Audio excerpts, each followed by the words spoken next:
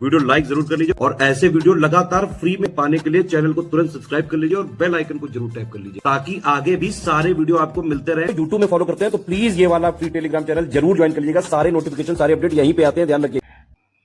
नमस्कार दोस्तों, exam preparation के यूट्यूब चैनल पर मैं प्रियंका एक बार फिर से आप सभी का स्वागत करती हूँ।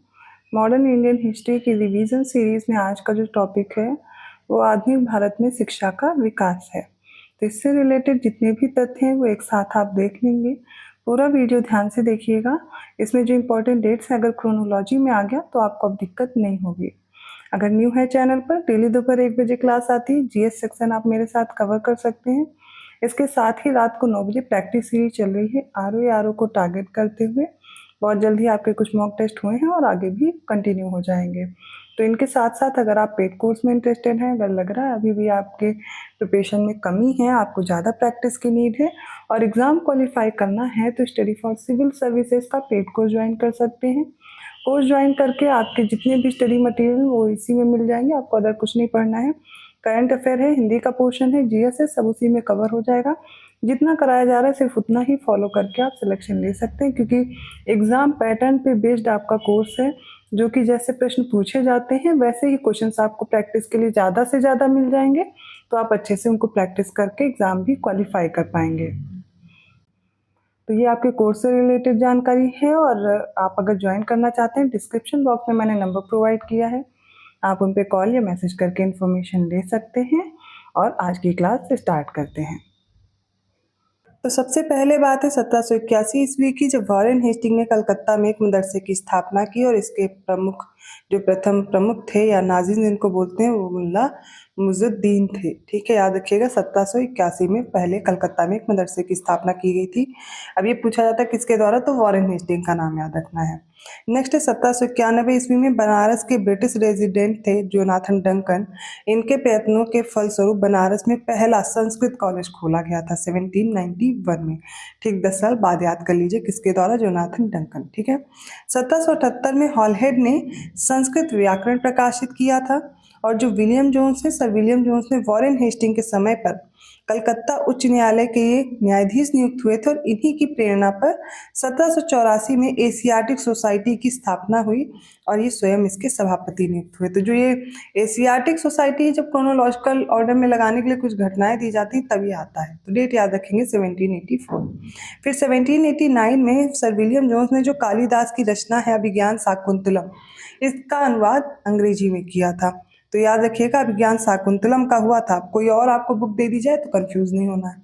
फिर 1813 ईस्वी का चार्टर अधिनियम आता है, मोस्ट इंपॉर्टेंट है। इस अधिनियम के तहत प्रतिवर्ष शिक्षा के लिए 1 लाख रुपए खर्च करने की व्यवस्था की गई। तो स्टेटमेंट बनता है कि किस अधिनियम के तहत 1 लाख रुपए शिक्षा के लिए आवंटित किए गए थे। तो सबसे पहले वो 1813 ईस्वी का चार्टर था।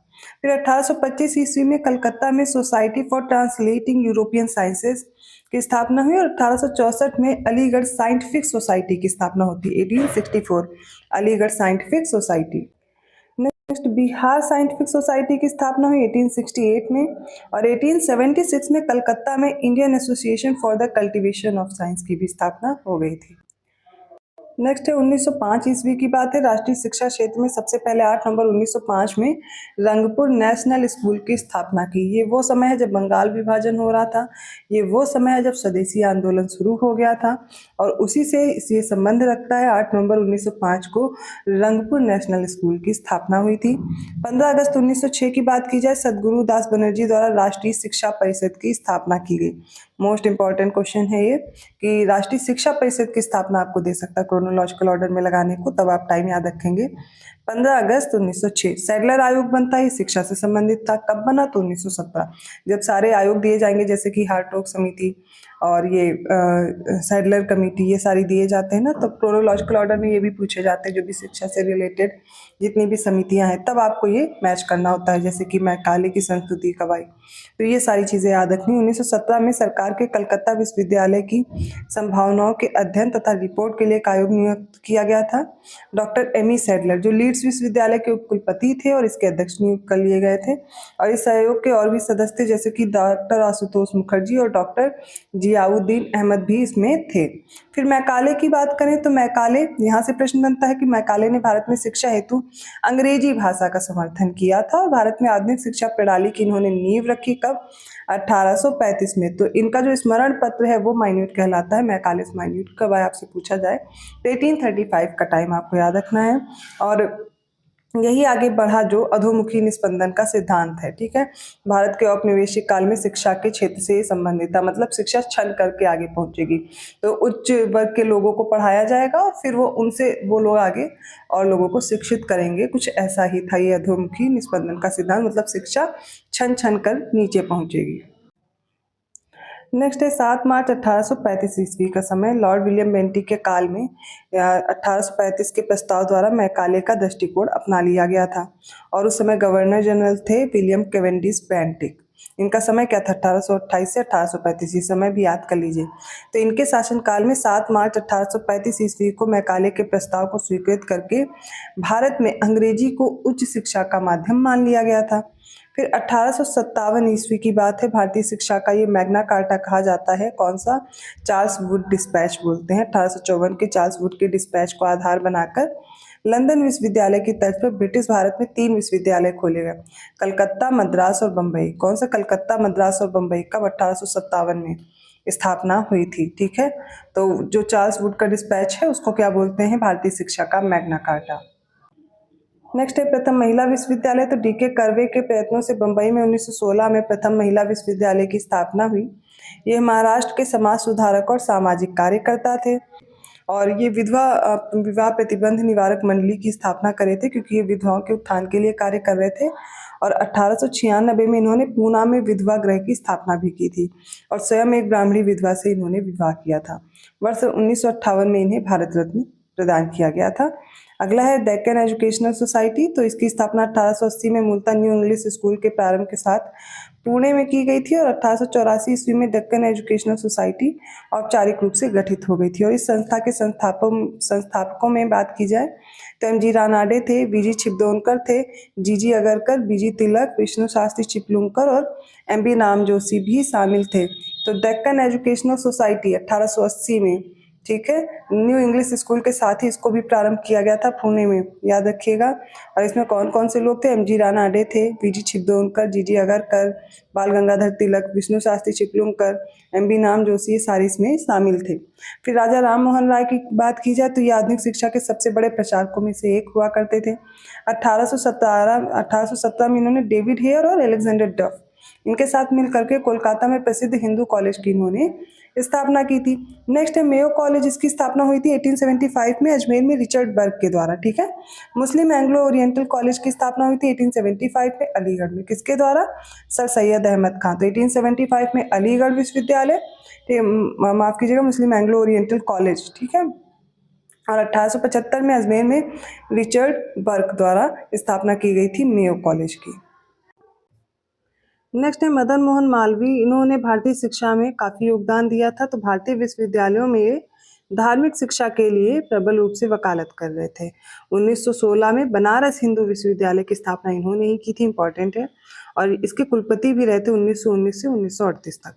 इनके हिंदी और अंग्रेजी में जैसे कि कुछ पत्रिकाएं भी थी, Hindustan, the India, union, Abhyudaya, Maryada, Kisan, ये सारी पत्रिकाएं प्रकाशित कर रहे थे। मदन मोहन मालवीय एक भारतीय शिक्षाविद, स्वतंत्रता सेनानी और उदारवादी नेता थे। 4 बार भारतीय राष्ट्रीय कांग्रेस के अध्यक्ष भी चुने गए थे और 1931 में गोलमेज सम्मेलन में इन्होंने भाग लिया था, याद रखिएगा। और इन्होंने ही 1906 में हिंदू महासभा की स्थापना की थी। तो मदन मोहन मालवीय के बारे में जानना इंपॉर्टेंट है, प्रश्न बनते हैं, सारे फैक्ट्स याद रखिएगा। फिर जो ये वॉरेन हेस्टिंग का काल होता है, इसमें चार्ल्स विल्किंस होते हैं। भगवत गीता का पहला जो इंग्लिश में अनुवाद किया गया था, इन्होंने ही किया था और इसकी जो प्रस्तावना है वो खुद वॉरेन हेस्टिंग ने लिखी थी। नेक्स्ट है फोर्ट विलियम कॉलेज की स्थापना। तो फोर्ट विलियम कॉलेज प्राच्य अध्ययनों की एक अकादमी थी और शिक्षण केंद्र था, जिसकी स्थापना 10 जुलाई 1800 को वेलेस्ली द्वारा की गई थी। तब ब्रिटिश भारत के गवर्नर जनरल कलकत्ता में फोर्ट विलियम कॉम्प्लेक्स के भीतर स्थित था। कुछ पॉइंट्स और भी इंपॉर्टेंट है, जैसे कि भारतीय राष्ट्रीय कांग्रेस ने 1896 ईस्वी में अपने कलकत्ता अधिवेशन में आधिकारिक तौर पर बहिर्गमन के सिद्धांत को स्वीकार किया था और उस समय कांग्रेस ने घोषणा की कि देश में पड़ने वाले अकालों और लोगों की निर्धनता का जो प्रमुख कारण है वो 100 वर्षों से लगातार चला रहा धन का बहिर्गमन है। और सर सैयद अहमद खां ब्रिटिश शासन के प्रति वफादार थे और मुस्लिम समाज का विकास चाहते थे, तो वे भारत में आंग सत्ता के बने रहने में ही जानते थे कि ये चीज़ें संभव हो पाएंगी। फिर अखिल भारतीय मजदूर संघ का गठन 1920 में किया गया। कांग्रेस कार्य समिति ने 1950 में जमींदारी उन्मूलन की संस्तुति करने वाला एक प्रस्ताव अंगीकृत किया था। नेक्स्ट बनती है रिफॉर्म इंक्वायरी कमेटी, जिसकी नियुक्ति हुई थी 1924 में। प्लासी के युद्ध के बाद मीर जाफर के पुत्र मीरान ने मोहम्मद बेग द्वारा सिराजुद्दौला की हत्या की थी। कुछ फैक्ट्स हैं अलग से भी जो आप याद कर सकते हैं। स्टार ऑफ इंडिया यूरोपीय और भारतीय दोनों के लिए नाइटहुड की गैर आनुवंशिक उपाधि को 1861 में प्रदान करना शुरू किया गया था। और रावलपिंडी में, याद रखिएगा, महिलाओं के लिए जो पहले विश्वविद्यालय की स्थापना 1856 में हुई थी। ठीक है। और इम्पॉर्टेंट पॉइंट ये कि 1886 में लाला हंसराज ने लाहौर में दयानंद एंग्लो वैदिक DAV कॉलेज की स्थापना की थी। विश्व भारती विश्वविद्यालय की स्थापना किसने की? तो रविन्द्रनाथ टैगोर ने। कब? 1921 में, कोलकाता में। भारत में स्त्रियों की शिक्षा की अनुमति किसने दी? तो ये डलहौजी ने दी थी। बंकिम चंद्र चटर्जी का उपन्यास था आनंद मठ, इसको बंगाल का बाइबल कहा जाता है। समाचार पत्र सहचर ने विचार व्यक्त किया था कि भारत में रेल का विकास एक हथकड़ी है। उर्दू भाषा में प्रकाशित जो पहला समाचार पत्र था वो फौजी अखबार था। तो ये कुछ इंपॉर्टेंट फैक्ट्स थे जो आज हम लोगों ने डिस्कस किए। खासकर शिक्षा के क्षेत्र में जो भी प्रश्न बनते हैं वो हैं। इसके अलावा और भी जो समितियां हैं वो मैं आपको आगे कराऊंगी, तो आपको वो भी याद रखनी है। ठीक है। इसके साथ में जो अभी तक मैंने बताया है वो आप तैयार कर लीजिए। वीडियो अच्छा लगा तो प्लीज़ लाइक करना मत भूलिए, चैनल को सब्सक्राइब कीजिए और लोगों को शेयर करते रहिए। और पेड ग्रुप की जानकारी के लिए आप इन नंबर्स पे कॉल या मैसेज कर सकते हैं। यूपी PCS प्रीलिम 2024-2025 किसी की भी प्रिपरेशन करनी है, RO एग्जाम सभी की प्रिपरेशन के लिए कोर्स अवेलेबल है। कंप्लीट कोर्स आप ले सकते हैं। ज़्यादा जानकारी के लिए नंबर्स पे आप कांटेक्ट कर लीजिए। मैं मिलती हूँ अगली क्लास में, तब तक के लिए धन्यवाद।